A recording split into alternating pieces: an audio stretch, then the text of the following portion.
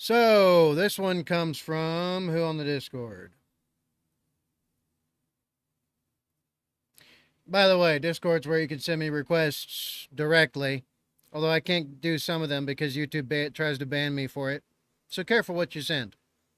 That being said, this one is from potential recruit on parole. Okay. We'll see. We'll see. Anyway, link in the description box down below. So let's go. From the Fat Electrician, the most gangster Green Beret, Robert Howard. I know a thing or two about him, but I doubt I'm not going to learn something from this, though, because he goes more in depth than they do in briefings and trainings and shit. So that being said, let's jump in, shall we?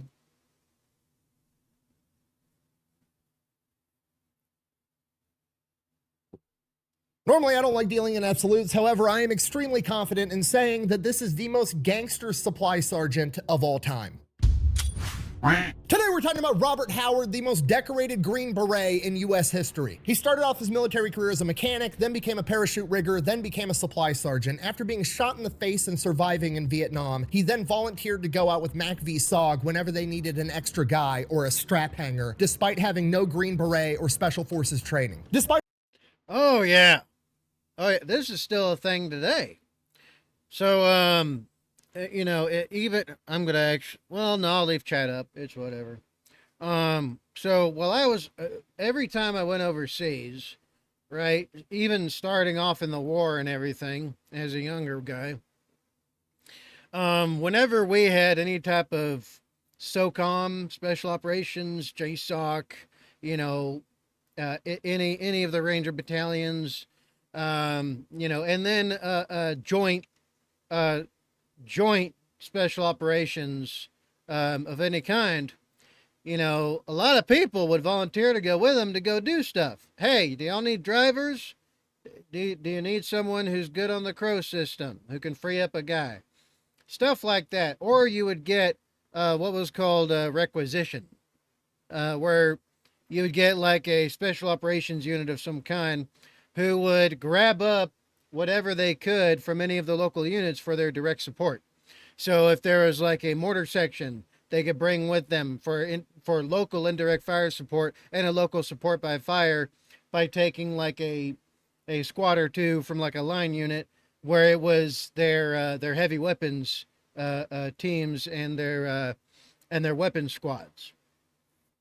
Or when it came to tankers, you know, they would take a detachment, or they would follow out with detachments of tanks going to the same objective and stuff. And it was always a cool thing to see and experience, because some of my very first missions ever, right, I got to be one of those guys who was requisitioned from their unit as an asset to anyone from SOCOM. So I got to work with SEALs. I got to work with the Marine Recon and their special units and the Raiders. I got to work under the Ranger battalions and Special Forces and the Air Force guys. And quite a few times also special agents and three-letter agency detachments sent overseas following up something else or doing anything else.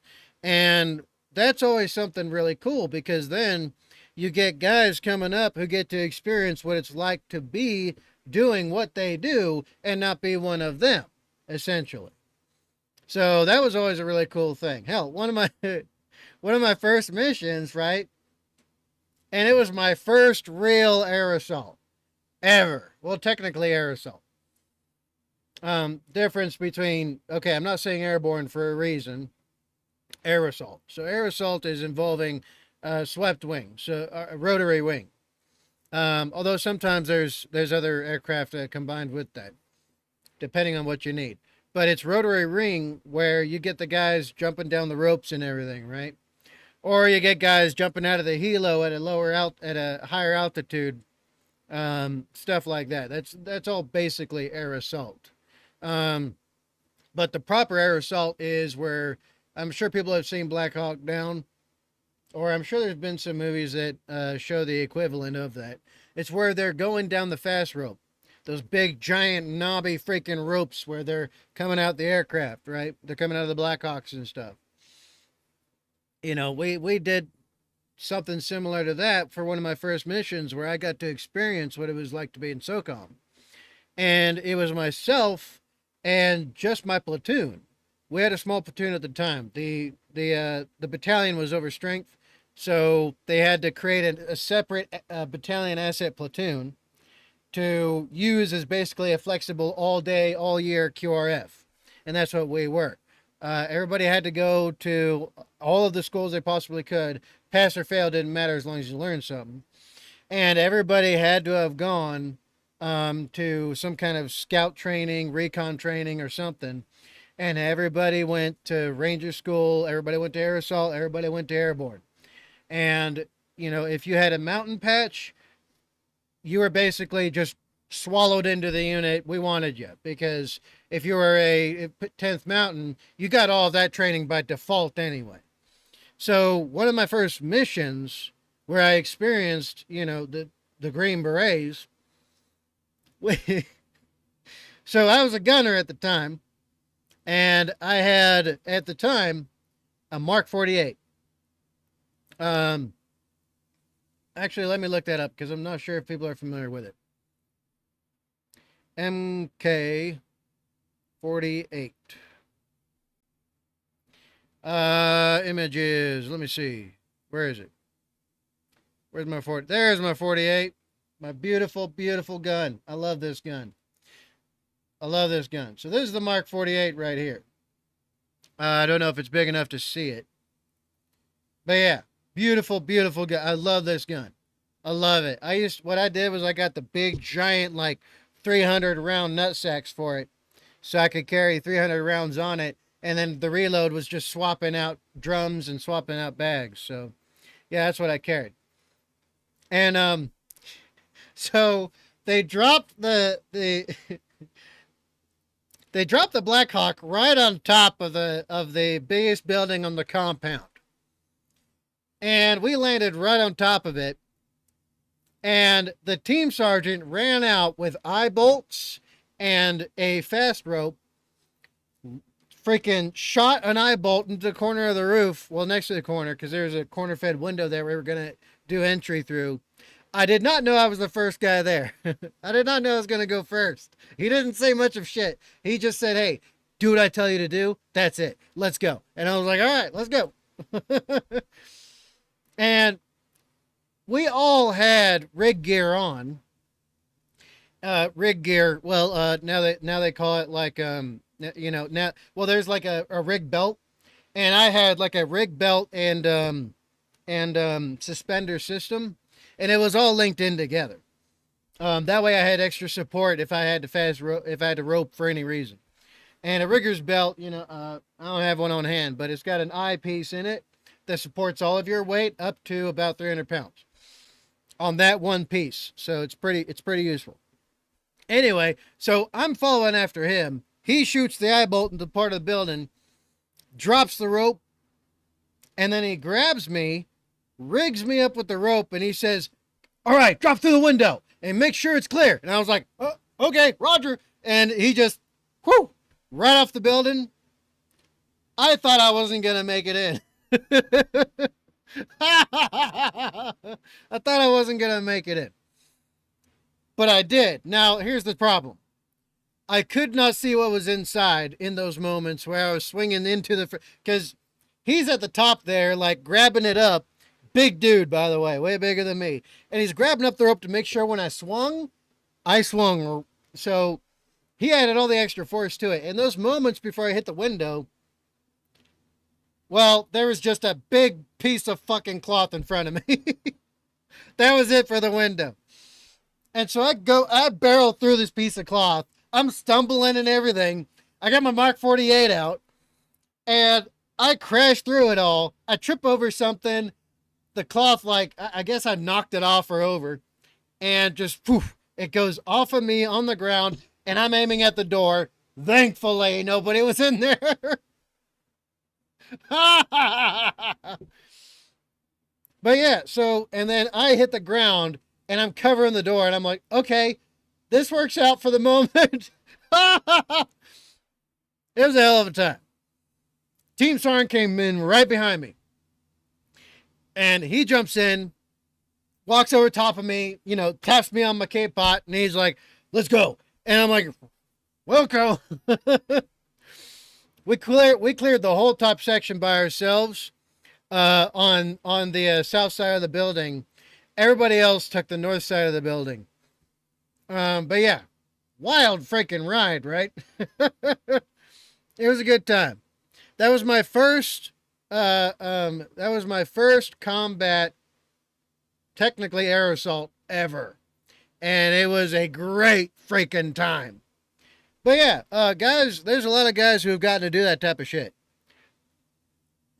Right? You've got engineers who got a platoon taken with them for clearance, and then they got to jump into the fight with the Green Berets. You know, you've had infantry guys and everything. And then when we went through and did anything at all, when I came back quite a few times, I always ensured I got me some grunts to come with us. So whoever it was that was in the AO, if they had extra personnel they could throw our way, or they had a platoon they were willing to part with, or maybe a couple squads, I was like, hey, I want some grunts. We'd kid them out, give them all the best shit we could, lock up their old shit, and then go to work. It was a good time. Well, anyway, let's continue. Despite his initial lack of training, he rapidly went from the extra guy they brought along to help carry the radio to the man they specifically requested to come and help on their most dangerous missions. Having been shot in the face, blown up, and severely wounded multiple times on multiple occasions. Oh, whoops, gotta pause real quick. All right, I had to pause really quick. Go take care of a family emergency because people love dumping shit on my lap. I hate being dependable.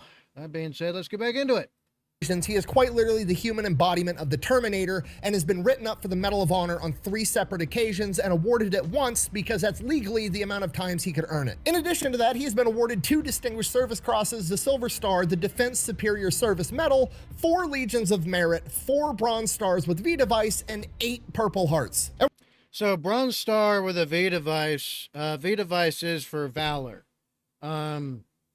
So, for instance, you know, I had a medic who he saved a bunch of personnel from a burning Connex.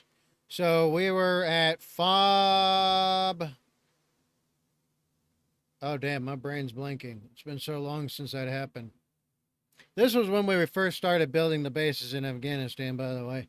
And we later tore them down. But you know, we got attacked by Al-Qaeda Taliban forces, and they mortared and they RPG'd us to open up their assault. And they hit one of the, so we had 2 Connexes, right, side by side in the center of what was going to become a cob. And in the between those 2 was like fuel and stuff like that. Fuel, pyrotechnic, and all that. Although separated by distances, you know, you got to keep them separated. So yeah.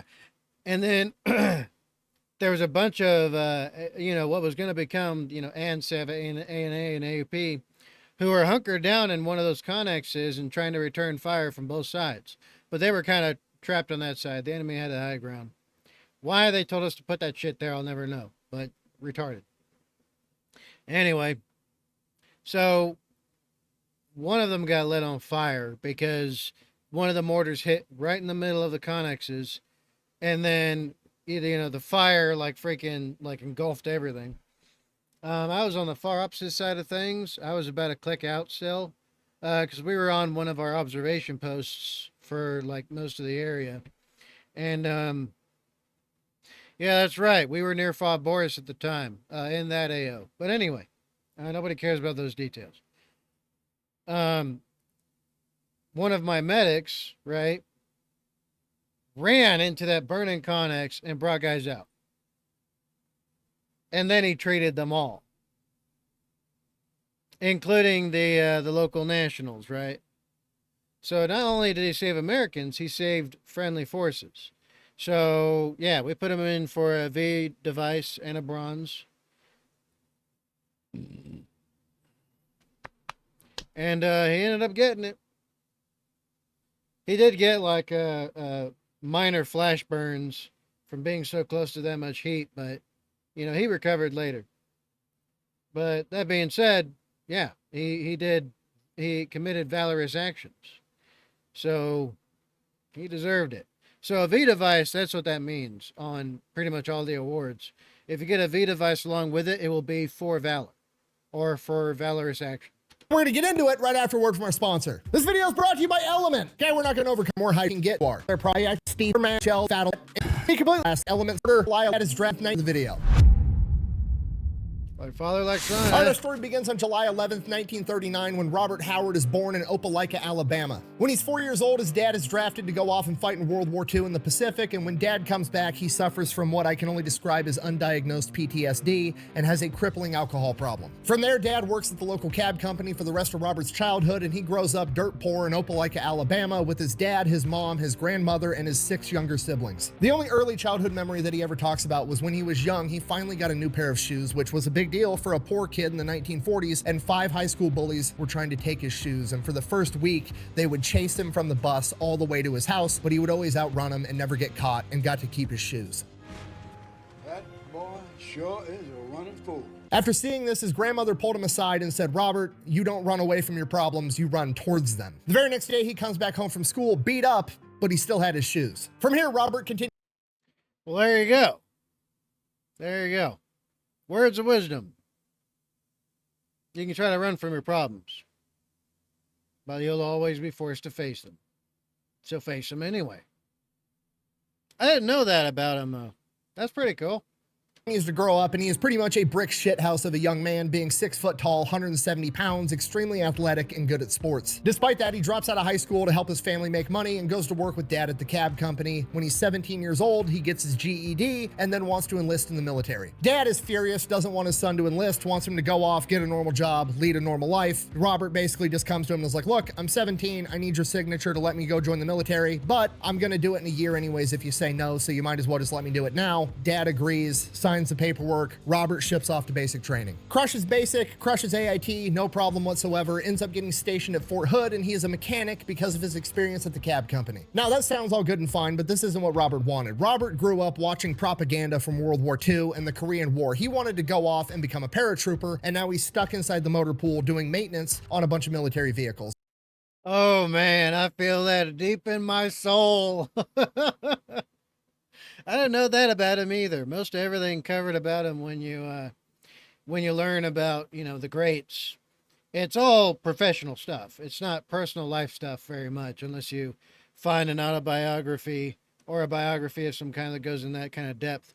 When it comes to the military's approach to such things, quite often everything's cut and dry. This is what he did. This is how he started. This is what he's, learned, and blah, blah, blah, he was accomplished. He was great. He was awesome. Pretty much it. If you read an obituary that was just in military style writing, it would make you cry before the funeral. That being said, it would make you cry before the funeral because you'd be tearing up from boredom. I'm not joking.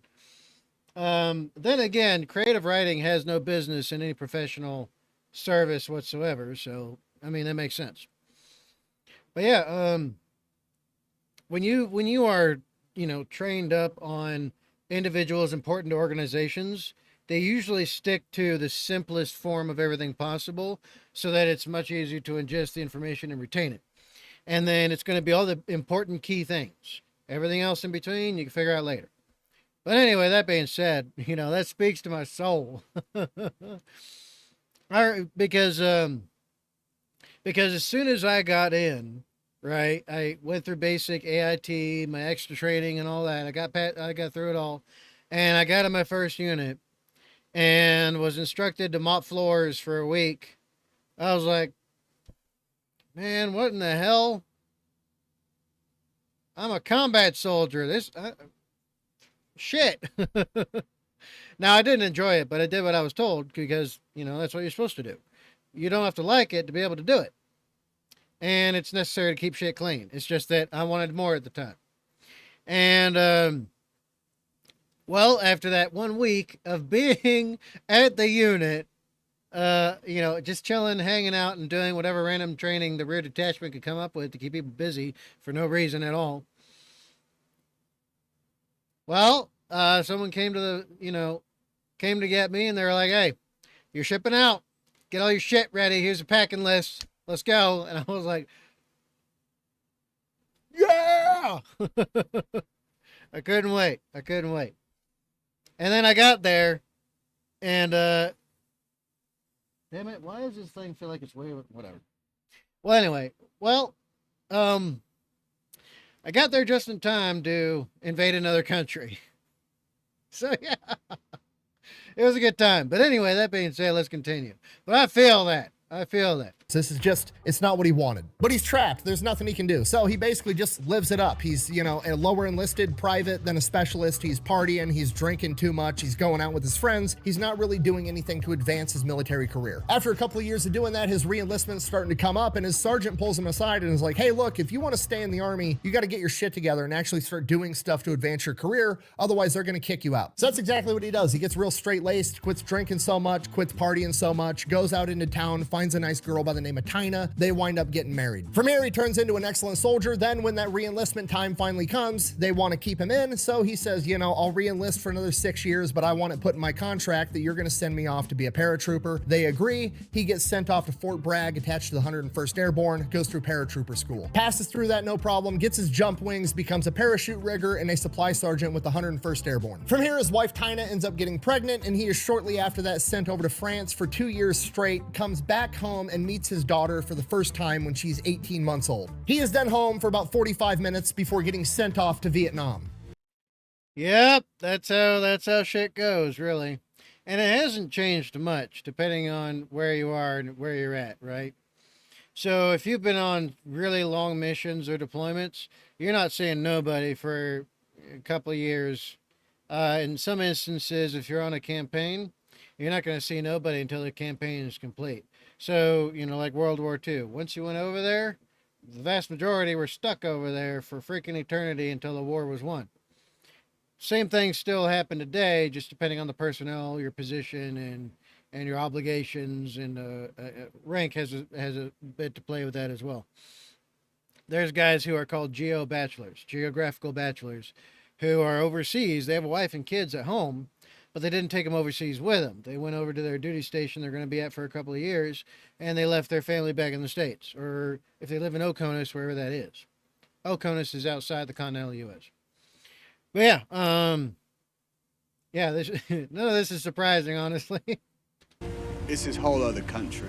As they make their approach into theater, he is informed that they are going to be making an amphibious landing. He's pumped. He wants to go into combat. This has been his whole thing. In his brain, he's thinking D-Day, storming the beach at Normandy, enemy gunfire. This is going to be awesome, action hero type stuff. As they approach, he's informed, oh, it's actually a secured beach. This is just the fastest way to get everybody off the boat.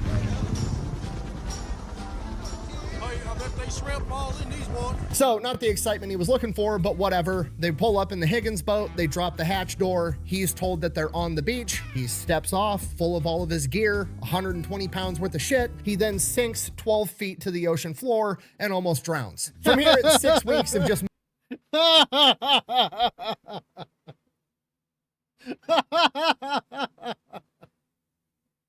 Oh, shit!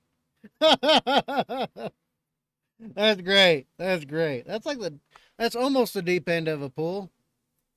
See, nowadays it's I don't know if it's every single unit, but in the Army, at least as far as my awareness, it's now mandatory to do water training once a year with all of your gear. So I'm sure people have seen the videos of like Ranger School, where you have your ruck and everything, your weapon and gear, and you gotta swim it across. Yeah, it's kind of like that, except 10 times worse, because everybody wants to be more hardcore than the other guy. So what my waterborne training usually consisted of, except for us, it was a few times a year, due to requirements. Well, they tied weights to you and then dropped you in with all your shit, all of it. Right? Or because what you would do is that you take the whole day doing the training. over and over until you're so tired you could barely swim anymore. And then a couple of times you'll have a duffel bag on you, and that sucker is halfway full of sand. So it's somewhere around like 75 pounds at that point, sometimes about 90. And you hop in with that, well, you got to make it work. Right? On top of the swimming and, the water survival training and all that. So, yeah, good times, good times. But there's nothing like jumping into it's 14 feet. Jumping into 14 feet of water and then just good luck. Also, one of the reasons why I drowned. Moving closer and closer towards combat, and it's just a giant nothing burger. Nothing ever happens. They're just driving the trucks closer, marching, getting to where the actual combat is. As they get closer, things start to escalate. Sometimes there's, incoming mortars. Sometimes there's enemy sniper fire, but really it's just kind of boring. Nothing ever happens. Never sees any bad guys. Nothing. And then one day they get ambushed. Nobody was expecting it. It's a giant clusterfuck. His officer in charge is kind of like panicking, doesn't know what to do. He's froze up, not giving any orders. Howard runs up to him and is like, "What are we doing? What's the plan?" Guy doesn't have anything, so he's just like, "Point to a spot on the map you want me to defend, I'll go defend it." Gives Howard a location. Howard grabs some guys and sets off to defend that perimeter. Once he gets to his position, he starts setting up the perimeter, getting his guys set up with fields of fire, and while he's doing that, he winds up getting shot in the face with an AK-47, right in the cheek, passes through his mouth, knocks out a bunch of his teeth, and he wakes up in the hospital. And wouldn't you know it, the guy in the bed next to him is actually his buddy from airborne school that apparently has went on to become a Special Forces Green Beret. God damn. And what's funny is that a lot of the time is that these things happen very often. So the military has never been very big. Never. Even during World War II, you had guys running into each other all the time, everywhere and anywhere. And it would happen multiple times. Hell, during my career, I mean, everybody I went to basic with is now dead, so there hasn't been a lot of them around left. But, however, everybody else I've ever worked with in certain positions, certain places, and doing certain things, every year, like clockwork, we'd run into each other somewhere doing something. And quite often, we'd end up working together on the same shit, too. Gotta love joint operations. And that's including people that I joined the military with and befriended in MEPS. So like the military is a small world all across the board, not even a joke. So stuff like this happening, it does happen very often. They wind up hanging out the entire time while they're both recovering in the hospital. Then one day, Green Beret guy is getting ready to leave. His colonel comes to pick him up, and he recommends to the colonel, like, "Hey, this is my buddy, Robert Howard. We could use a guy like him out in the field." And the colonel's like, "Is that so? You think you want to do this?" And Robert Howard is like, "Yeah, anything to get me into the action." And he just kind of nods and walks off.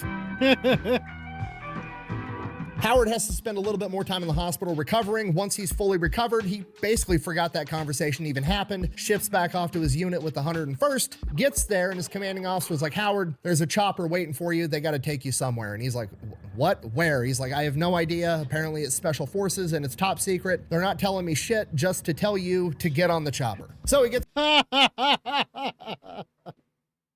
Oh shit, so stuff like that actually, happened quite a bit back in the day, huh? Man, I was too young. I missed those years, but later on I thought it was just, something newer. I knew, like, certain things were kind of kept low key, but it wasn't like there were always open secrets more than anything else. To hear the frequency of how long this kind of stuff's been going on, I love it. I love it. It's great.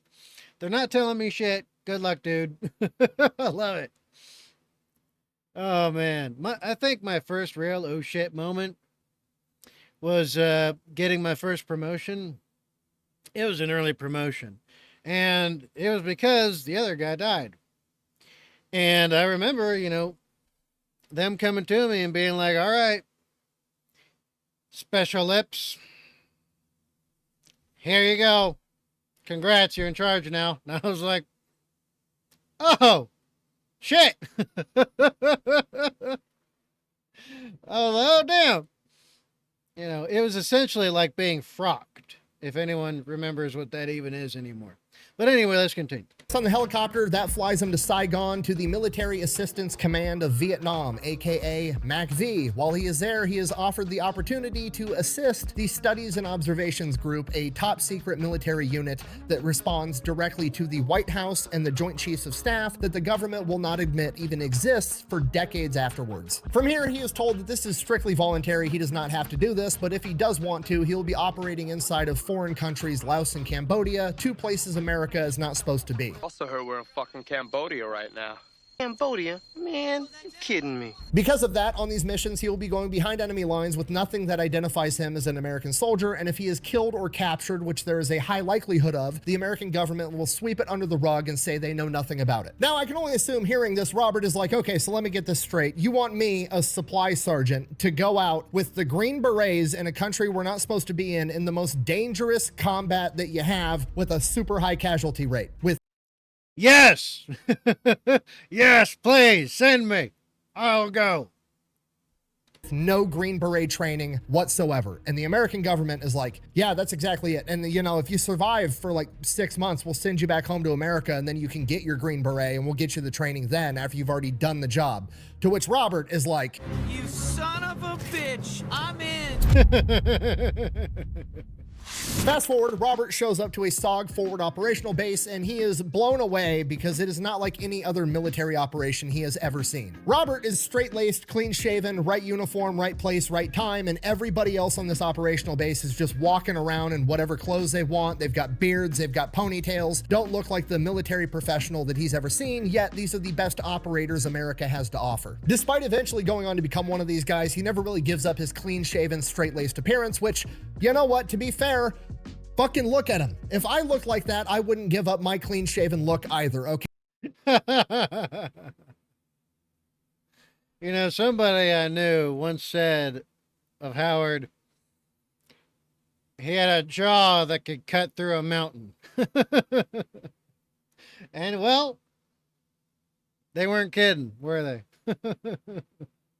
Hell of a man. Hell of a man. Hey, look at his jawline. Homie could get in a katana fight with that jawline and probably win. Sorry, anyways, from here, he spends the next 6 months being the supply sergeant on the forward operational base and operating as a strap hanger. Strap hanger is just the term for like, hey, we've got a group of SOG guys going out. They need an extra volunteer to help carry the radio and just do what they're told. Robert starts doing a ton of that. And to be honest, during this period of time, we don't have many specifics outside of that for multiple reasons. Everything's top secret. A lot of the MACV SOG documents were destroyed after Vietnam, and Robert never kept a personal journal. In fact, the only reason we have stories on Robert Howard at all is because they had to document what he did to earn his medals. Everything outside of that he did is lost to time. So we don't really know what happened over this 6-month span. However, we do know that he was in combat because during this period, he was awarded the Combat Infantry Badge.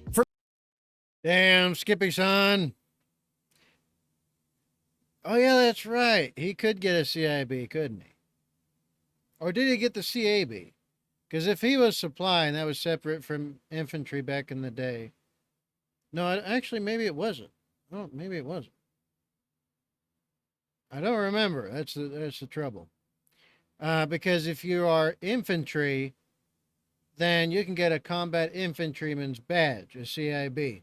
If you are not infantry, you're a person other than a grunt, doing any other occupational specialty, you get your CAB, which is combat action badge, right? Because your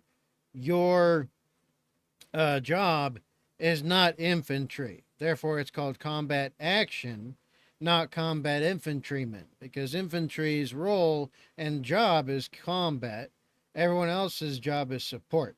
But if you get your combat action badge assisting the infantry, then that's something you have earned alongside the infantry, if that makes any sense. Anyway, let's continue. From here, he goes back home and he goes through the entire Green Beret training pipeline through 1966 through 1967. And by the end of 1967, Give me a sec. I have unwanted under. All right, let's continue. he is awarded his Green Beret. From here, he gets sent back out to Vietnam, still operating as part of SOG. He is sent to SOG Forward Operational Base 2, which is right at a tri-border area between Vietnam, Laos, and Cambodia, so they can go into both those countries fairly quickly and fairly easily whenever needed. He is still operating as a supply sergeant, and he is not attached to an actual SOG team, so he is still operating as a strap hanger whenever they need somebody. Initially, he struggles to get the opportunity to actually go out with a SOG team because, well, they're going out behind enemy lines on an extremely dangerous mission. Nobody wants to bring the fucking new guy for his first time, right? Well, somebody finally takes a chance on him. He proves himself. He starts strap hanging all the time. And from here, he goes from the fucking new guy to the guy that everybody specifically requests because he's ferocious on the battlefield and he comes up with, we'll say, innovative solutions to problems. On one occasion, he was strap hanging for a SOG team and they were going to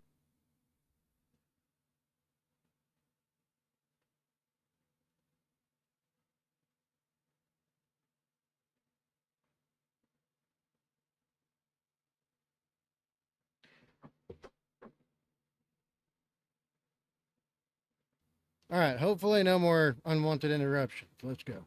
go behind enemy lines for 19 days straight and plot out safe paths for downed pilots to take to get back into Vietnam and get to safety. The problem was that by this point in time, the North Vietnamese had become aware of SOG's operations and they were actually sending teams out to be counter reconnaissance. So whenever they saw helicopters coming into country, they would have scouts in the area and they would just trail the SOG operatives so that they knew everything SOG knew. Obviously, for a mission where you're trying to chart a safe path for a downed pilot, you don't want the enemy knowing where these safe paths are, so they need to figure out a way how to get rid of this counter reconnaissance unit. So they called up the supply sergeant. He then proceeds to take an old footlocker, you know, that big trunk that sits at the foot of your bed when you're in the military that you put all your stuff in and lock it with a padlock. He takes one of those, paints it bright red, fills it with 80 pounds of TNT, ball bearings, nails, all kinds of shit, and then rigs it up to explode on a 5-minute timer. They fly in on the helicopters, get dropped off in this country, grab this red footlocker, throw it out the helicopter, and then run off into the wood line, leaving the footlocker. Now, to the enemy, if there is an enemy out there that's surveilling them, this looks like they were in such a hurry that they either forgot their supplies or they were in such a hurry they didn't want to be bogged down and have to carry them. So they go out, they run into the wood line, they're laying down, watching this chest. Sure enough, an entire squad of NVA counter reconnaissance comes up and they start investigating this footlocker, trying to pry it open. Footlocker obviously explodes. Counter recon guys are now gone. Robert Howard said that it blew debris a quarter mile away.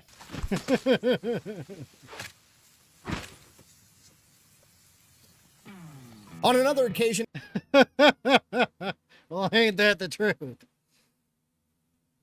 Basically, he made an anti-personnel improvised explosive device on a huge scale and used that against the enemy. That's great.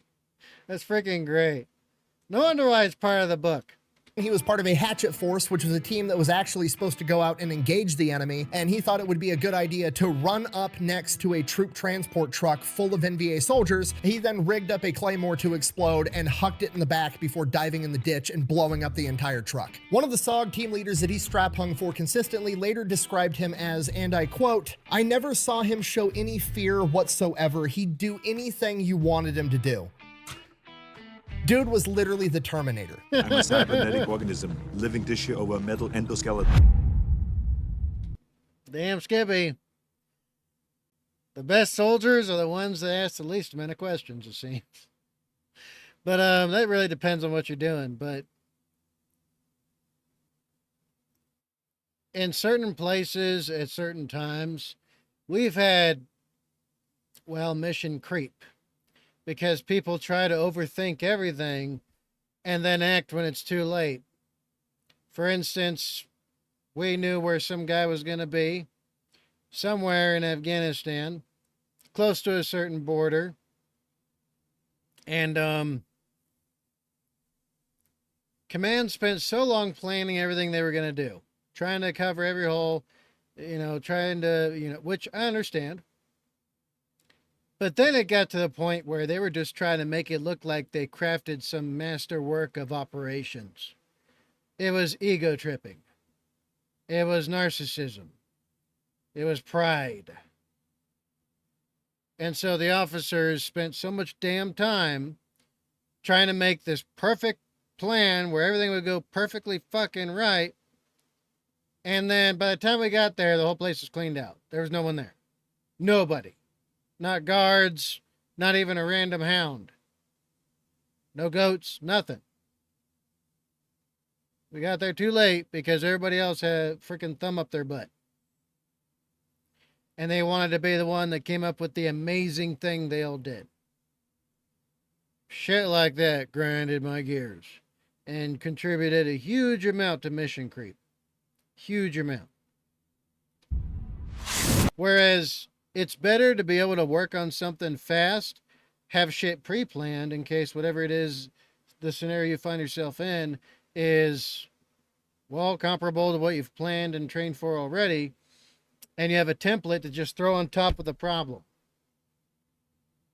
And then go with that and just go. The longer you take to do shit, the harder it becomes, or the more chances that the enemy would get away, or they'd change some stuff up. Right? You want to hit them as soon as you know them. All right, late October 1960. Or as Nathan Bradford Forrest would say, or no, Nathan Bedford Forrest, he would say, get there the fastest with the mostest. 67, Howard volunteers as strap hang for a recon mission. Super straightforward mission. There's a river. Next to that river, there's a trail that the NVA is well known for using. Military intelligence figures there's got to be a communication line strung right along that trail so they can communicate. They want them to go in super sneaky, attach something onto this wire so they're going to be able to listen to all their communications and then get out. So they go out on this mission. Everything's going great. They make it to where this river is. They're looking for the communication wire and they come up on an enormous enemy cache of supplies, food. There's 1,000 rounds of recoilless rocket ammunition and a ton of small arms ammo. They figure they got to do something about this, but they're a small recon element. They're not going to be able to take this out by themselves. So they radio back into headquarters. Headquarters agrees they need to get rid of it. So they send in an entire hatchet force, which is like 30 to 60 guys that are meant to actually engage the enemy. They go, they link up with the hatchet force. They bring them to the cache. And while they're making their way to this enemy cache, they get ambushed. A concealed enemy machine gun position unconceals itself, starts opening fire on Howard and all of his men. Howard dons his plot armor and rushes the machine gun nest by himself, gets to the mouth of it, and drops all 4 men inside of this nest. While that was happening, another enemy machine gun nest unconcealed itself. Dons his plot armor. And you know what? He did what he did what you're supposed to do by the book, which you drill on 1,000,000 times, right? It's react to near ambush or reaction to ambush or whatever. And when you react to an ambush, you push through. You got no choice anyway. You're in a fight. The enemy has brought the fight to you on their terms. So you got to switch the terms of the agreement for the fight and turn it into an initiative on your behalf. So when you're pushing through an ambush, especially a near ambush, you go directly to the enemy. And you try to get in as close to him as you can in order to effectively engage in combat. So he did a classic, grunt style gamer move right there. I love it. I freaking love it. Now, have I done that myself? Not exactly. I don't count it the same way. Because back in these days, they're not wearing much in the way of armor. It's just, uniform, gear, LBE, and if you're lucky, a K-pot or a helmet. They weren't wearing a lot of flak back then. But I'm talking about flak armor or any type of armor, really, or Kevlar, not much. But yeah, and so plot armor is right, because the few times I've done something similar, nowhere near heroic. It's just doing the job. What he did was heroic. Some guys are going to take rounds. That's just inevitability. And it's happened a few times. But we win. That's what makes any loss or casualties worth it. If you win. Right? So let us win, and we will go make other people die all day. And sometimes die ourselves doing it. But as long as we get to win, we're okay with it. That being said, right? Donning plot armor indeed. Unbeknownst to Howard, and as soon as he clears the first one, he blacks out. He got lit up by that second machine gun nest, and when he comes to, he's shot through his left shoulder, he's got a broken clavicle, and he's got blood all over his face. He was just shot in the face again. In hindsight, he thinks it was a ricochet because it didn't penetrate his actual skull. Regardless, he's not doing that great. So he lays there and waits for the medic to come help him out. No, I'm just kidding. He starts crawling towards the other enemy machine gun nest after being shot, and he starts making his way there, and then he starts taking fairly accurate fire from an enemy marksman off in the distance, grabs his car 15, returns fire, kills that guy, continues crawling to the enemy machine gun nest, gets right up to the mouth of it, and hits it with a grenade. From here, he runs back to his men, makes it to cover, and they start getting lit up by that first machine gun nest all over again. Damn Skippy. Damn Skippy. Like I said, a hell of a man. Right? They don't make him much like that no more. More bad guys have spawned from the jungle and manned this gun all over again. Made a mistake, left the machine gun operable, not about to make that mistake again. Looks to one of his men, says, give me that rocket launcher, hands Bob the rocket launcher. Bob pops up out of the ditch, fires a rocket launcher directly at this nest, blows the entire thing up. From here, the hatchet force and everybody else moves in, they burn all the food, they blow up all the ammunition, they exfil, they get extracted by helicopter, Bob gets sent off to the hospital. Bob gets patched up at the hospital, gets out of the hospital, gets in a helicopter. They fly him to MACV-SOG headquarters with one other guy that was there that apparently did exceptional things in the battle as well. And they go into a meeting with General Westmoreland, the 4-star general that is in command of all of SOG. Westmoreland then sits him down, tells him that that was one of the biggest enemy caches they've ever found and that this mission was an enormous success and both of them performed incredibly, and basically does like the Godfather Mafia move of like, I owe you one. What do you guys want? First guy tells General Westmoreland he wants to get commissioned as an officer and go off to flight school because he wants to be a pilot. General Westmoreland's like, done. Turns to Howard. What do you want? Robert Howard looks him right in the eye and says, I just want to continue my combat duty. I live for this shit. Damn Skippy, son. Damn Skippy. This is what I do. From here, Bob gets back to SOB2, continues his duties as a supply sergeant, and the base commander informs him that he has written him up for the Medal of Honor. He would not wind up getting awarded it, though. It would get downgraded to a Distinguished Service Cross. Second week of December, they think they know where a battalion headquarters is for the NVA. They want to send in a big team and take them out. Basically, they're going to send in a team, get eyes on headquarters, call in an accurate airstrike, blow the entire thing up. That being said, they're expecting heavy contact. Going to be a super dangerous mission. Call in the supply sergeant. So they go in, they get inserted miles and miles from where they think this. I love how he puts the emphasis on that, because as far as I'm aware, Electrician used to be in the military as well. I think he was Army.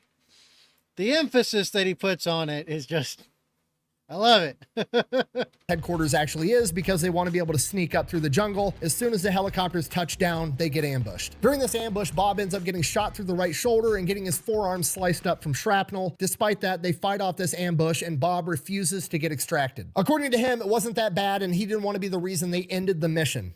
I am a machine. Damn Skippy.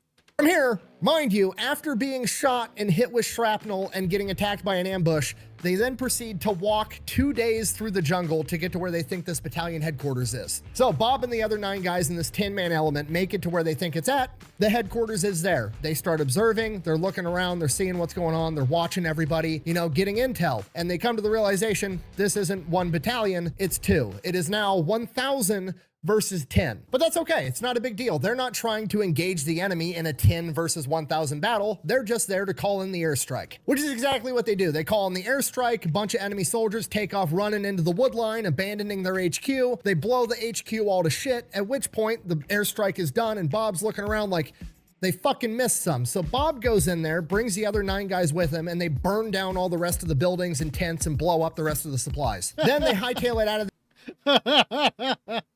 I love it. A man after my own heart. I've done a few BDAs, which is essentially what he did. So a BDA is a battle damage assessment. So after you've called in anything, or you've dropped anything, or you've shot anything heavy, you got to do what's called a battle damage assessment. It's where you go in and you basically do some CSI military style of the effect on target, essentially. Was there any collateral? MET-TCs involved? MET-TC, well, anyway, someone can just look up MET-TC. You know, and then, you know, what was the casualties? What was the effect on target? You know, was anything missed? All that kind of shit. And also to see if there's any follow-on that could be had from the BDA on target. So yeah, he essentially did that and was like, yeah, they screwed up. This happened to me a few times. Because those freaking compounds in Afghanistan, I swear to God, like Jesus put them together, because those things hold on miraculously against a lot of shit. Sometimes you need like 2 or 3 different charges to get through a wall, which is why half the time we instead would drop from the air onto target. Or if there were gates or doors, we'd blow them too, just for extra infill. But yeah, we'd drop some heavy shit on them, and the building would be intact still, and it's like, well, shit, we got any debt? Like, we got any demo? Which I got into the habit of carrying extra, just in case. Just because of shit like that. So I feel his pain there. I feel his pain. It's like, well, shit, like, not everything's gone. There, as they're headed back to the extraction point, they run into a bunch of the soldiers that had abandoned their HQ, and they adopt a defensive position, get in a huge firefight. Over the course of this firefight, Howard and other estimates say somewhere between 30 and 40 NVA were killed. Helicopters show up to pick them up, everybody starts boarding the plane, and wouldn't you know it, Bob, aka the only guy that's been fucking shot and blown up, is the last one to get on the helicopter. A few days later, on December 10th, Bob would be awarded the Bronze Star with V device for his actions during this mission. Bronze Star with the V for Valor. From here, Bob gets patched up, goes back to being supply sergeant on SOB2, continues going out on strap hanger missions. Like I said earlier, we don't really know the details of every single mission because all the documents were destroyed, and we only know the accounts of the missions where he earned a major medal. The next of which would come on May 14th, 1968. He goes out on a mission, they wind up getting ambushed. During the battle, Bob gets shot in the left shoulder, the right leg, and he gets blown up and has shrapnel all over him. Despite that, none of it pierces the plot armor. He continues to fight through the ambush. After the ambush is over, he gets medevaced and sent back to the field hospital. None of it gets to the plot armor. I freaking love that. And I feel some kind of kinship with him because, you know, reading stories like his and some of the other guys, even if it was just the short form, I felt a little kinship because by the time I did, I already survived a lot of shit that usually ended everybody else I knew that had happened to. You know, like getting blown up. Not a ton of people survive that consistently. In fact, I'm one of maybe 1,000 total. Nothing really special, but in comparison to a lot of other guys, you know, I came away without a scratch. In fact, the vast majority of the time, being broken, you know, bruised and burnt, it wasn't, you know, it was never bad. Ever. So, you know, people got to call me a black sheep because, you know, it was both a blessing and a curse to have me. Because if I was there, a lot of people assumed, well, shit, like, you know, he lost a whole vehicle of guys, but he survived. That shit follows you. And some people were excited, like, oh, damn, this guy can survive anything. Let's go. And it's like, well, dang, that's a hell of an expectation. But yeah, I feel a bit of a kinship here, although I've never been anywhere badly hurt or broken like this man or anybody else has. I've been, you could almost say, miraculously lucky in that regard. You know, broken bones and all of that, you know, aside. His wounds are too serious for the field hospital, so they have to send him to Japan to a specialized hospital against his will. He recovers in Japan until he's stable enough for the flight back home to America. He is then sent to Fort Bragg. While in Fort Bragg recovering, his wife comes up from Texas with his daughters, and they're living in temporary housing, and one day he gets notified that he has to come to some award ceremony. Some fancy general's giving out a bunch of awards to a bunch of people that have earned him, so he tells his wife, like, hey, we got to go to this award ceremony, and she's like, oh, are you getting an award? And he's like, yeah, I'm getting an award or two or whatever. So they show up to this award ceremony. The general's calling people up, giving out awards, and like, if you've never been to a military award ceremony, if you get an award, they read the entire citation for why you're awarded the award. They give it to you, shake hands, salute, yada yada. Robert Howard's turn rolls around. He goes up there in front of the general, and the general then has to award and read the citation for 3 Purple Hearts, 3 Army Accommodation Medals, a Bronze Star with V device, and a Distinguished Service Cross, all back to back to back. Yep. And that shit can go long. Which is why, if we when we would request it, if we could, um, we'd be like, hey, we want, can we keep this like just short and sweet, please? I hated doing formations and stuff. And so anytime I get a promotion or an award or something, if I could avoid the ceremony altogether, I peace out. I was like, okay, thank you, cool. Well, what do you want? What do you want for your awards? Give everybody else a 3-day weekend. Okay, bye. Like, or they're like, what do you want for your reenlistment, whatever? And I'm like, give everybody time off. That was about it. But yeah, like I hated it when we got command personnel that wanted to do the entire awards ceremonies. I goddamn hated that so much because they're long-winded, and then they want to read off every little freaking little piece of nothing, whatever on your chest that, it's, well, anyway, let's continue. It's like a 45-minute affair of a general just reading to a crowd of people the stories of Bob basically being the main character. And the entire time, presumably his wife and daughters are sitting in the crowd like I had no idea I was married to fucking Rambo.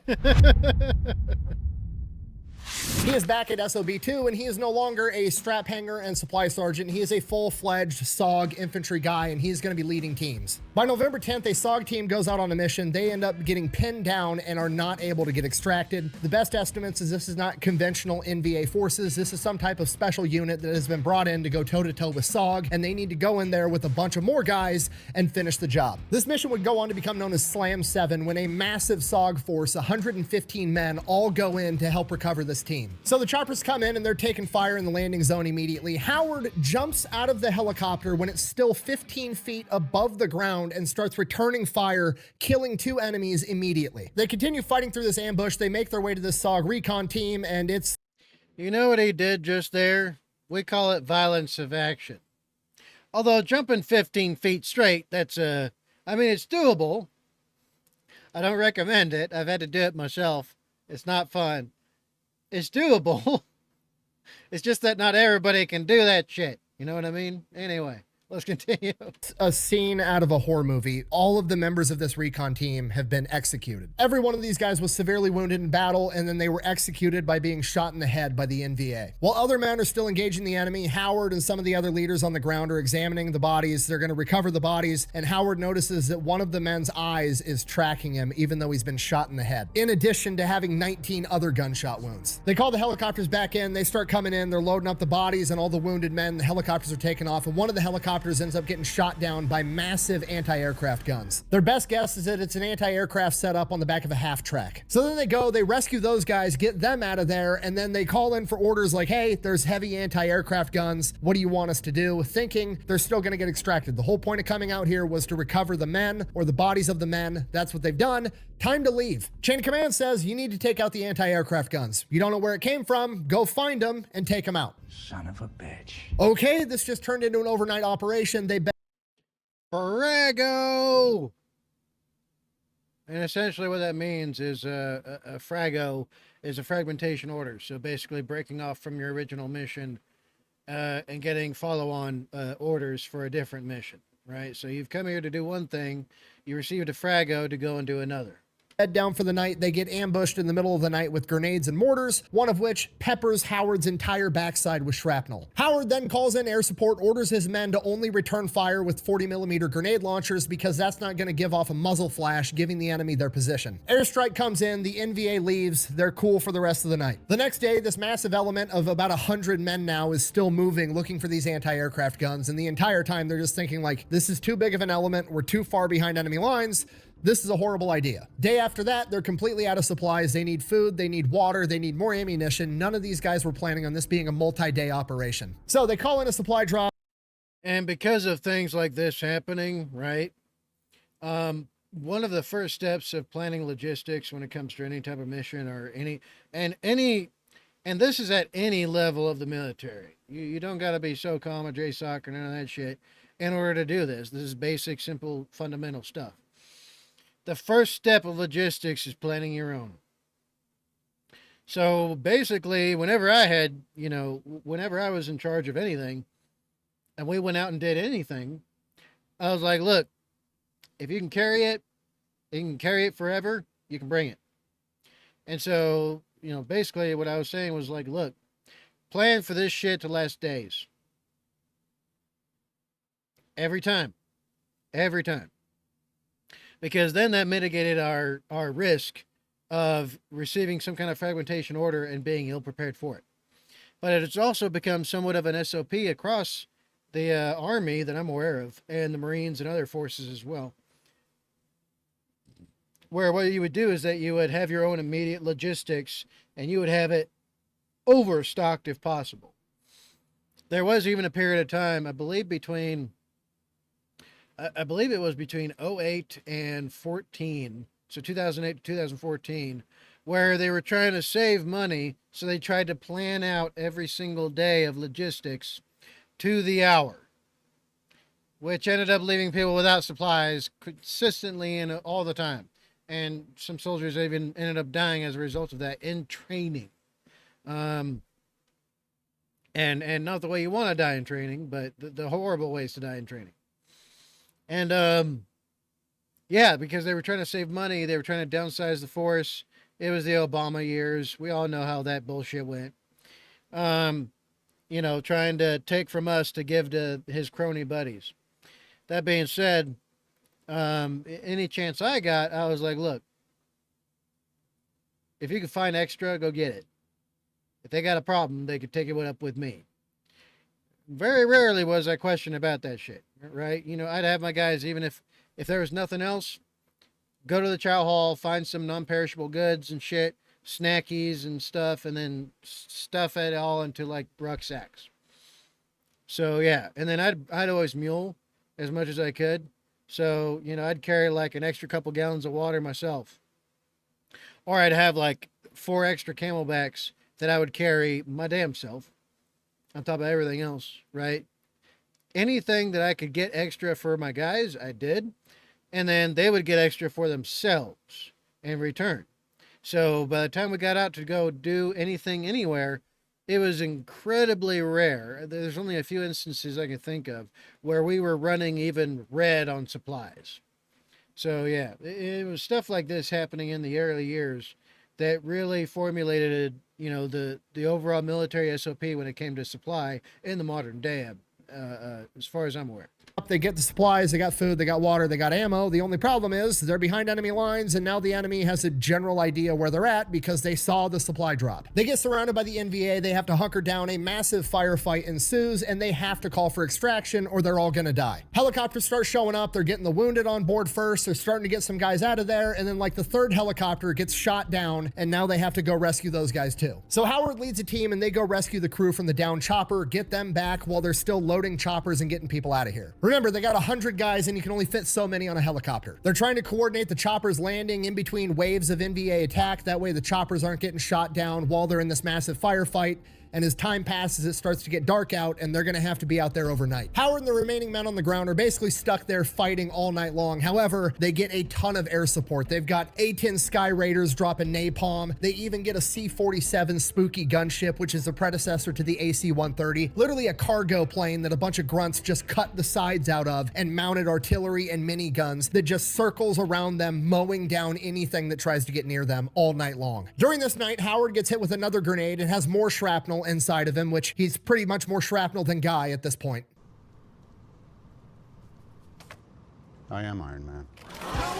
Finally, morning comes around. It's foggy as shit out. The battle's died down. It's really looking like they're going to make it out of this alive. And through the fog, there's 2 silhouettes coming towards them with their hands in the air, and it's 2 NVA soldiers. Howard and the commanding officer both yell, "Don't shoot," because if they're surrendering, we want to take them in for intel, because very few NVA soldiers have been captured to gain intel. Unfortunately, with this massive SOG element, there was a large contingency of indigenous people that were fighting alongside SOG, and those guys did not listen and shot both of them immediately. At this point, Howard's pissed, the commanding officer's pissed off, and they're just like, fuck. They're waiting on the choppers to come, and after a couple of minutes, another silhouette comes walking forward with his hands up. It's another NVA trying to surrender, and before anybody can react, Howard jumps up and sprints at the guy and literally picks him off the ground, throws him down, makes sure he doesn't have anything on him, and then carries him back into their position. From here, Yep. Yep, that's how you gotta do it. I've had similar instances with shit like this overseas, especially with any Afghan local national forces. You know, especially the AUP. The ANA, they were, 50-50 on it. AUP would just straight up murk you. And then ANSAF was quite a bit more disciplined, much better trained, and had more self-control. But yeah, like, the few times we had anyone surrender, which was so excruciatingly few for us, although I've heard of other elements getting whole roll-ups. For us, it was rare and hard to come by because quite often we'd just kill everyone. And then there'd just be wounded we could take in as EPW. But the times we got guys who actually just came to us, that was pretty rare. And then it wasn't even a combat action. But what we were doing was traveling Overwatch for a convoy. Right? They'd move the whole element to a position for a few hours because driving vehicles over that terrain just sucks. No matter what vehicle it is, it just sucks. But yeah, they would, we'd be way forward ahead of them, clearing mountaintops, hilltops, everything, and ensuring they weren't going to get ambushed from a certain direction. And, we ended up bounding up to an Afghan, position. This was like an old outpost. It switched hands between the Russians, between the Afghans back in the day, the Mujahideen, and then us, and then the Taliban and Al-Qaeda and all that. So it's been used a lot. But that position was full of Al-Qaeda and Taliban. And we ended up bounding up to it. They're all on one side of it. Because they were expecting the convoy to come around. And so they were all waiting on that side. They had no guards. They had nobody keeping watch or nothing. And so we had bounded up to that. We crested the top and saw all of them there. And it was like, oh shit.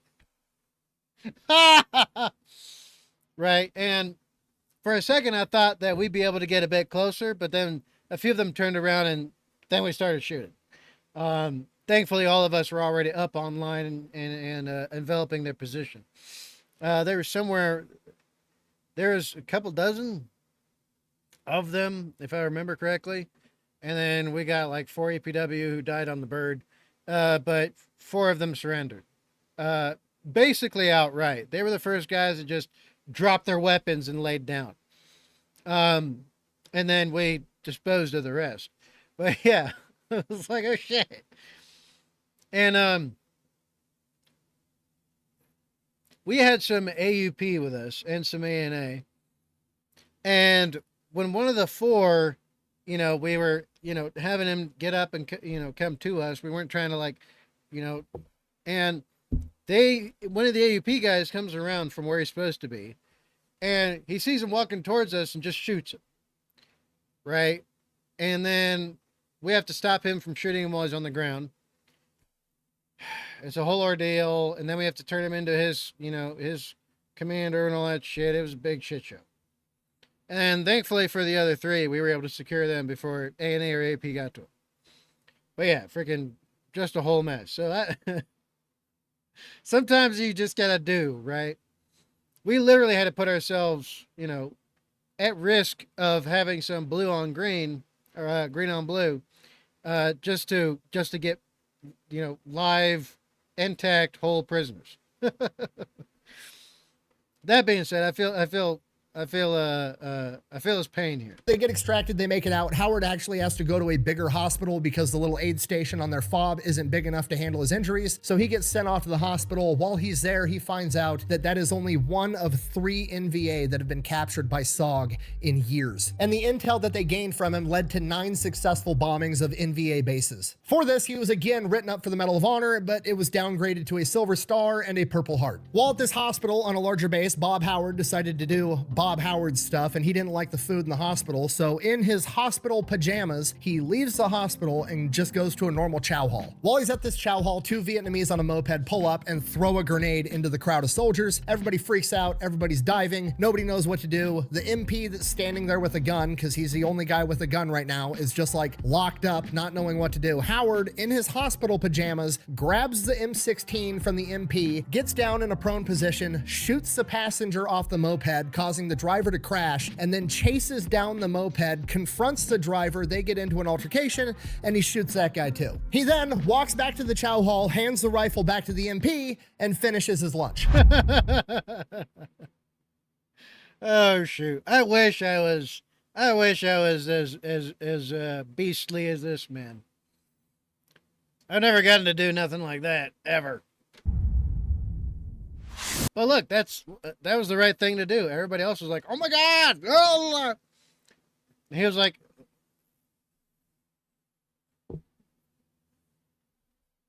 so I understand that though. There's, you know, we would have incidents like that on FOBs. So we would have someone who was in Green Force, which would be local national forces. There was one time there was a battalion commander. She was doing a change of command ceremony, and there was an Afghan, you know, A&A guy who got all the way onto the FOB, no question asked. And one of the National Guard Humvees that was there had I believe it was National Guard.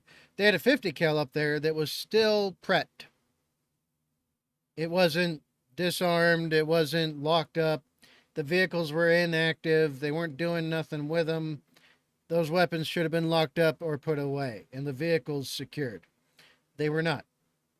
So he got up there with a 50 cal, with a full belt, right next to a change of command ceremony, and gunned down part of the command staff, right there in front of their formation of troops. During a change of command ceremony, on what was supposed to be at least a safe zone. Well, green-ish.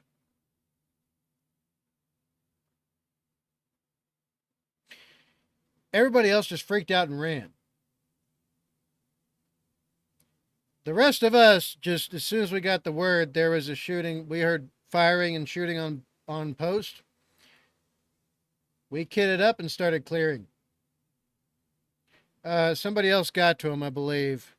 I think it was some guys from 10th Mountain that got him, actually. But yeah, just...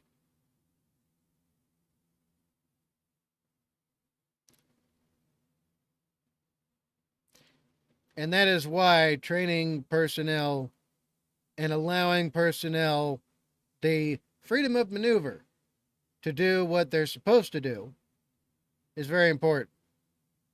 Especially when it comes to a bunch of people who are in a dangerous country. The country was dangerous to us.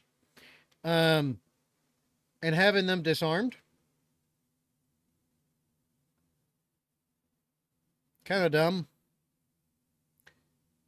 Very dumb. But anyway, that's neither here nor there.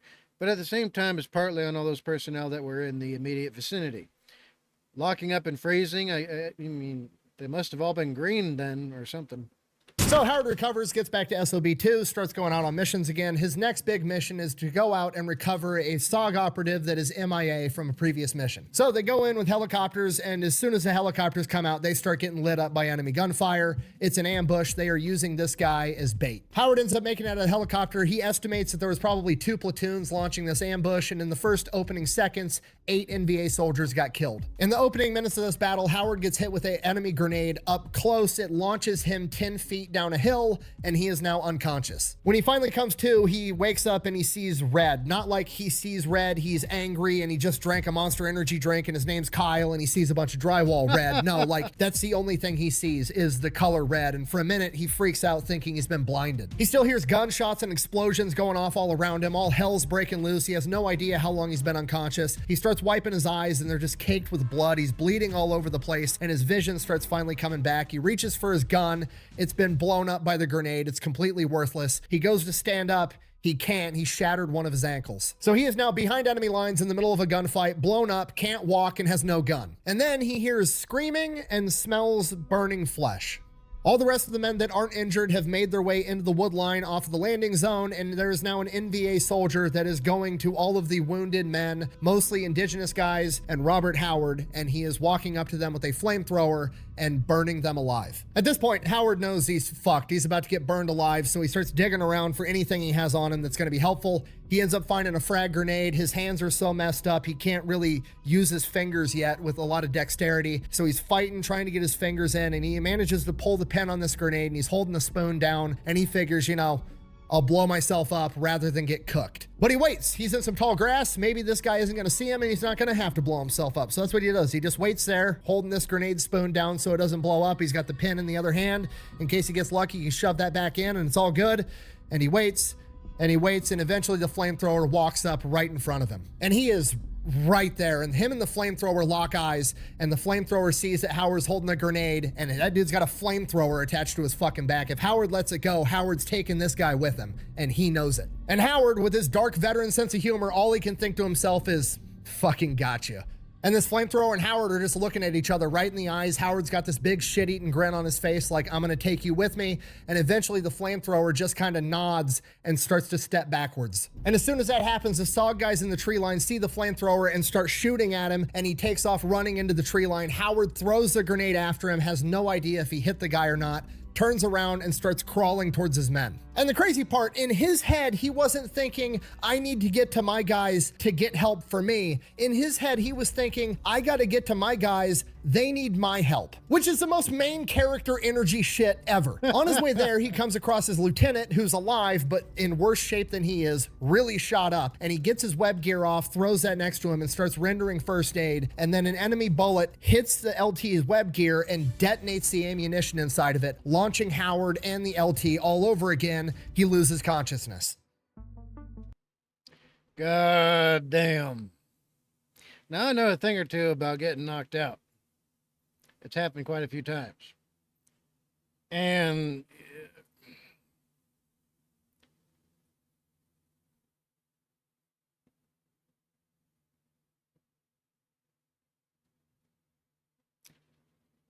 there's one time I'd actually rather not address too much.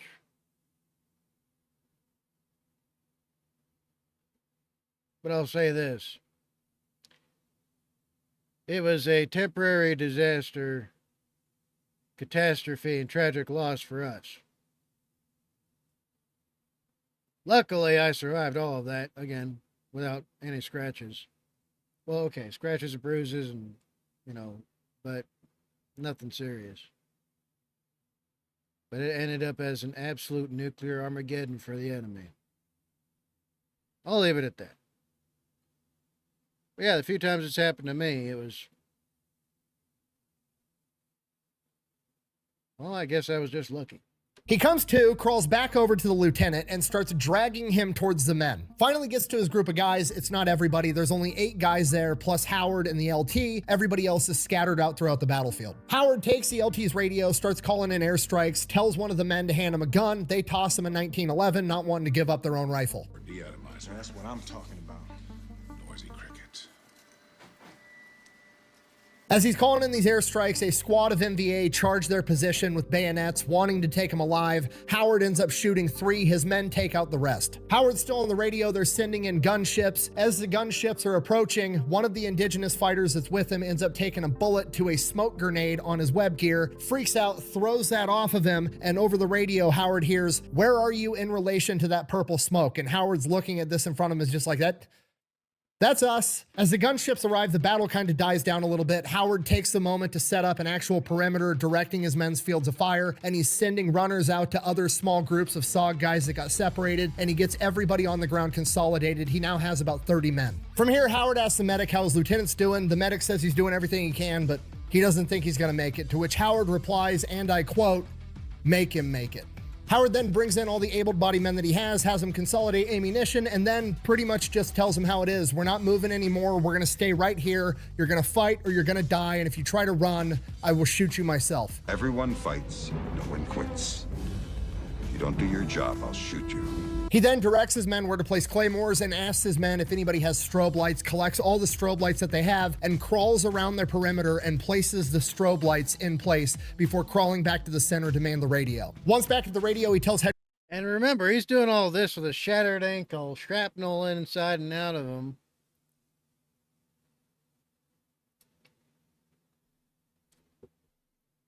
And he's been blown up. Twice.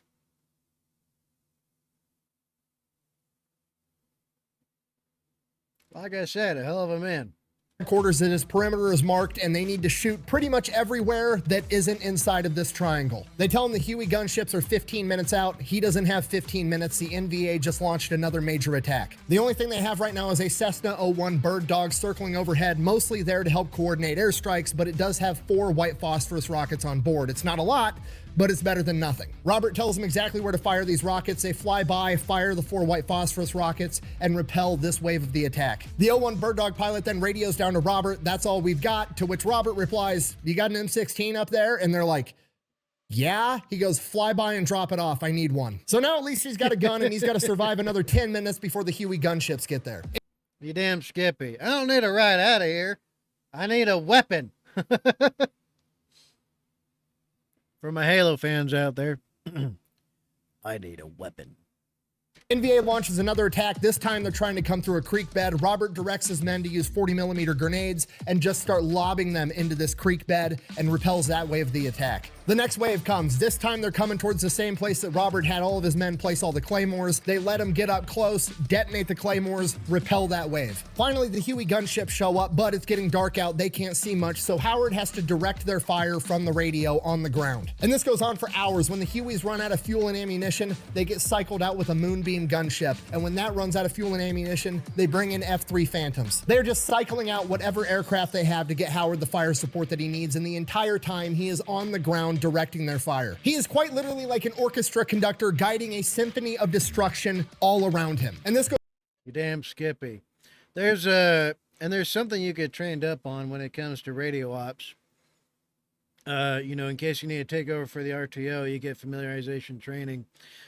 Or if you're a brand new guy, one of the first few jobs you usually get in the infantry and the army, at least as far as my awareness of it is, gunner, driver, RTO. Bingo. And so you train on all 3. But everybody else can do them already, and they're more seasoned than you. You're the fucking new guy, so you got to learn new shit. And one of the things that you can do when it came to any type of when it came to assets, for support, you could stack aerial assets. And you could have them performing at different elevations as well. So, for instance, you could have an AC-130 circling and have them at a certain altitude. You could have A-10s coming in lower altitudes and then engaging in gun runs. And then at the same time, you could have some kind of drone asset on top of that. And if you really, really need it, you could call in some extra cash. So F-16s, F-15s, any of them really. to come in and drop some shit. Even B-52s. The Strato Fortresses. But yeah, freaking... And you could stack them all up, kind of like... Actually, they do something like that when it comes to airports. Because they'll have aircraft coming from multiple directions, so they have them stacked up in the order of... in order of... It's either order of arrival or in the order of... It's either order of arrival or order of precedent or well, anyway, they have it in some kind of order. They do the same thing at airports when multiple aircraft are coming in, except this is that applied to combat aircraft who are just destroying everything below them. Well, anyway, let's continue. Goes on for 4 hours before Howard gets word that Hueys are on their way to come extract him. The first Huey shows up, they get it loaded up with wounded, dead, and indigenous fighters. Howard, even though he's injured, refuses to leave the combat zone. First Huey takes off, second Huey lands. More men get loaded on that Huey. Again, Howard refuses to leave. He is the highest ranking man on the ground, and he is going to be the last one out. After the second Huey leaves, it is now just Howard, 2 other SOG guys, and 2 indigenous fighters. As the third and final Huey pulls up, they get the 2 indigenous on board. One SOG guy hops in the helicopter as Howard and the remaining SOG guy get into an argument right at the helicopter. Howard has just seen the dead body of his lieutenant off in the distance. He was originally loaded on the first helicopter, and because he had passed, some of the indigenous fighters decided they were going to throw his corpse out of the helicopter to lighten the load so the helicopter could get out of there faster. Robert Howard is not about to leave his lieutenant out there. The other SOG guy in the helicopter hops out, and the 3 of them go out, retrieve his body, drag it back to the helicopter, get him loaded up. The other 2 SOG guys get loaded in the helicopter and then pull Howard into the helicopter as he is the last man out.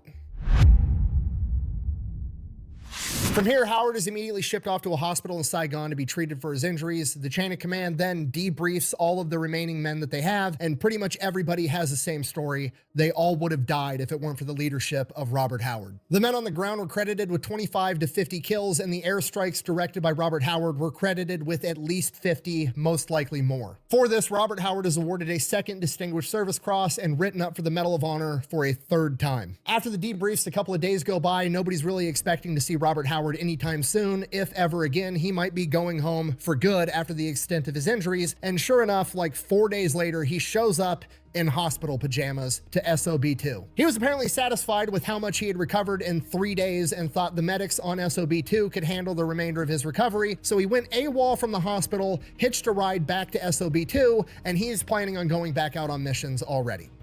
Hell yeah. Hell yeah. Hell of a man. Hell of a man. I know I've already said this, but the dude is literally the Terminator. He can't be stopped. I'm back. The chain of command is like, look, Bob, look, you're hurt. You're recommended for the Medal of Honor. You're not going out on missions. You're going to be the training NCO and whoop everybody else into shape because you obviously know exactly what you're doing. So he spends the rest of his deployment being the training NCO for all the SOG operatives going out on missions, and apparently... Okay, give me a second. All right, I'm back. Okay, let's continue out. I keep getting interrupted. Don't really have a choice in the matter. He was a complete hard ass. He had all of his guys out on the highway in Khartoum running to be in shape, and they're like, the base has been attacked before. We're going to get attacked while we're out here jogging. This isn't a good idea. Bob didn't really care, didn't listen, and then one time they take some indirect sniper fire. Nobody got hurt, and surely at this point, Bob's going to reconsider. There's not going to be any more jogging along the highway. Nah, Bob just orders that they all start jogging with loaded guns. Bob finishes up the remainder of his deployment. Then he is basically voluntold that he's going to go off to become an officer. So he goes back home to the States and has to go through the officer's training course with literally new guys fresh out of college.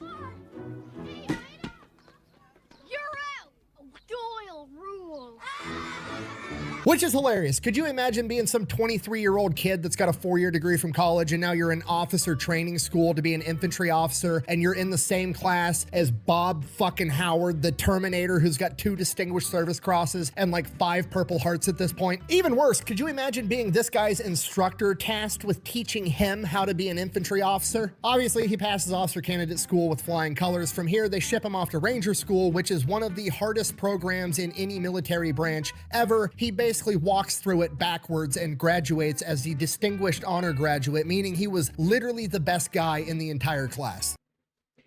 And up until even recently, Ranger School is the toughest school to exist in the entire United States military. Except maybe SEER School. Maybe.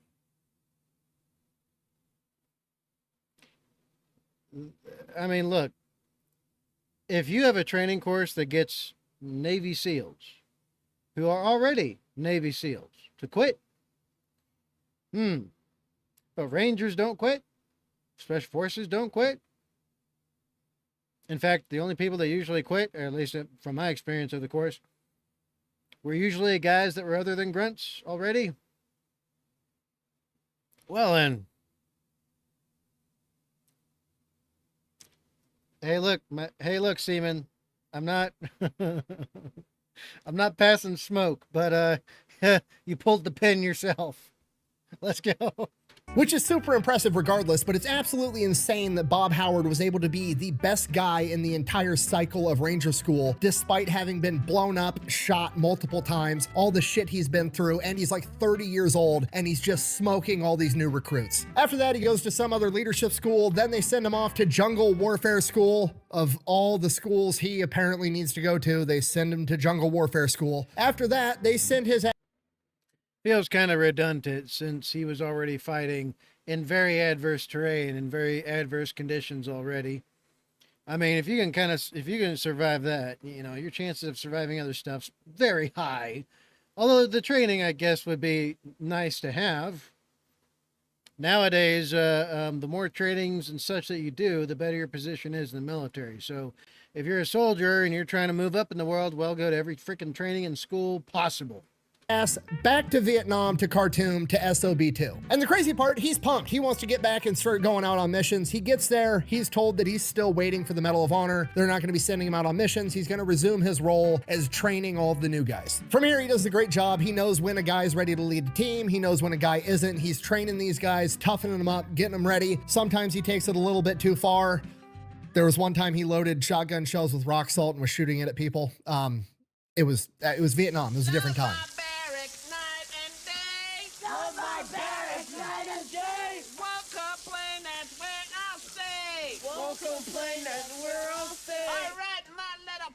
Brussels sprouts. Uproot yourselves, climb out the pole, get some rest. Tomorrow, ladies, we gonna start the hard stuff. So he didn't get a man after my own heart, I swear to God. Swear to God. Then again, you know, like, it's training like that has made the United States military the finest fighting force on planet Earth.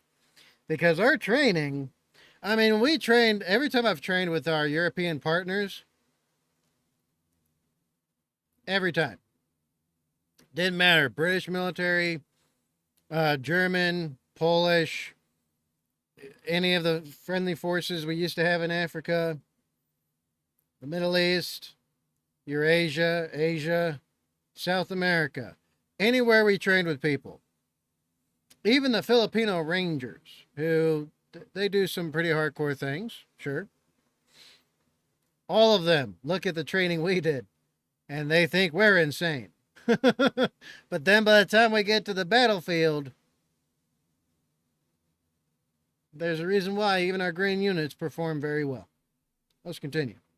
Go out on missions, but he still did get to see some action because multiple times while he was there, SOB2 was attacked and he got to help defend it. On one of these occasions, he would actually be shot in the heel during the opening portion of the battle. Bob, being Bob, doesn't really give a shit, just bounces right off his plot armor. He starts directing men and leading the defense of the compound. And as he's doing his thing, some specialist comes running up to him and is like, "Bob, you got a phone call." And he's like, "Motherfucker, I'm kind of busy right now. We're defending the compound." And he's like, "But it's General Westmoreland." And he's like, "What does he want? I mean, does he know that we're under attack right now? What's the deal?" He goes, "No, but he wants to talk to you. You need to go talk to him right now." So he's like, Fuck, okay. So he like limps across the base, gets over to the phone. Bob answers the phone. He's like, hello. And General Westmoreland's like, Bob, how are you? And he's like, I'm good. My foot kind of hurts. I'm a little bit busy. What's up? And he's like, I just wanted to call and congratulate you. You're being awarded the Medal of Honor. And he's like, oh, all right. And General Westmoreland's like, yeah, I've got a chopper on the way to pick you up right now. From here, he pretty much gets extracted on the spot, gets swept off to Washington, D.C., and gets awarded the Medal of Honor by President Nixon.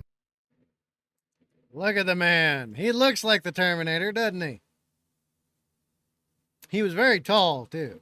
He was a tall guy. From here, Robert Howard never returns to Vietnam. He had spent in total 40 months in combat. Instead, he's given instructor roles pretty much for the remainder of his career. He trains airborne soldiers, he trains infantry, he's an instructor at Ranger School, all kinds of stuff. And while he almost certainly does miss going out and doing Robert Howard stuff, he also appreciates the opportunity to make up for lost time with his daughters. As tough and as crazy and as violent as he could be, he treated those girls like little angels, and on one occasion, one of the teachers at the military school that they were attending decided that he was going to take his belt off and whip one of his daughters for being loud and disrespectful in class. Upon hearing this, Robert Howard then instructed his daughter to get in the car. They drove to the officer's house on base. He walked up to the front door, rang the doorbell, made his daughter apologize to the officer for being disruptive in class, and then sent his daughter back to the car and then proceeded to beat the shit out of him on his own porch.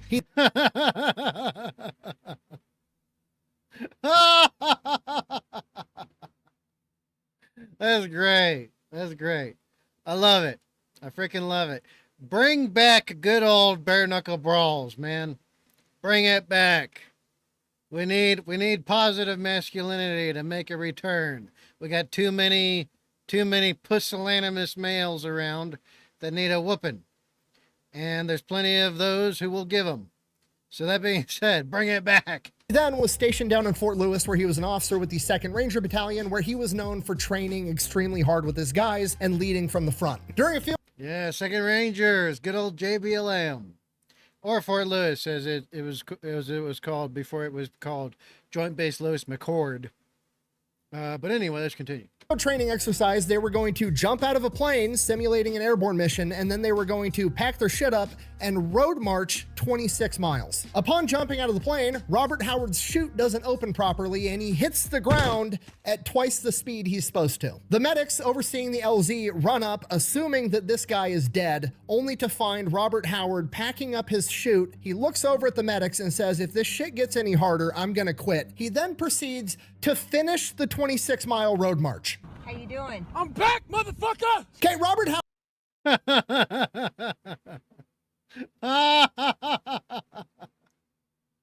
Him and what's his name, Jack Murphy, both fell out of a plane and hit the ground, then just kept on going. I don't think I could do that. Howard might be the biggest badass I've ever covered, which is saying an awful lot. I've never seen plot armor this thick. It's absolutely insane. He continues to serve in the military in multiple roles until finally retiring in 1992 after 36 years in service at the rank of colonel. He was Freaking A. He beats out a lieutenant general I knew, Volesky, who had been in the... Oh, wait, no. Now he's still in, actually. He's been in the Army for... Oh, shit. He's still in, so it would be 45 years now. Everybody called him Skeletor. He's big and tall. He's like 6'7". He's a tall dude. But everybody called him Skeletor because of how very fierce his face was. And he's tall, and he runs a mile in like 6 minutes flat, like it's nothing. Then again, he's tall, so it's easier for him to do that. That being said, beast of a dude, beast of a dude. So, I mean, Howard served very long, but Lieutenant General Volesky, he's probably at least a 2-star by now. Then pass away at the age of 70 in 2009, and that is a story of Robert Howard, the most gangster supply sergeant of all time, the most decorated Green Beret of all time, and quite literally the human embodiment of the Terminator. Thank you for watching. Best way to support all time, and quite literally... Oh, Master Sergeant. He was a Master Sergeant. Hell yeah, man after my own heart. Enlisted represents. God damn, man. Literally the human embodiment of the Terminator. Thank you for watching. Best way to support the channel is go buy some merch over at thefatelectrician.com. Quack bang out. Oh, and then there was a story of when his son-in-law asked permission to marry one of his daughters, and he said, and I quote, "As I extended my hand to shake his, it was the largest hand I had ever seen in my entire life. He then proceeded to tell me, I know why you're here, and you have my permission, but know this, if you ever hurt my daughter, no one is ever going to find your body."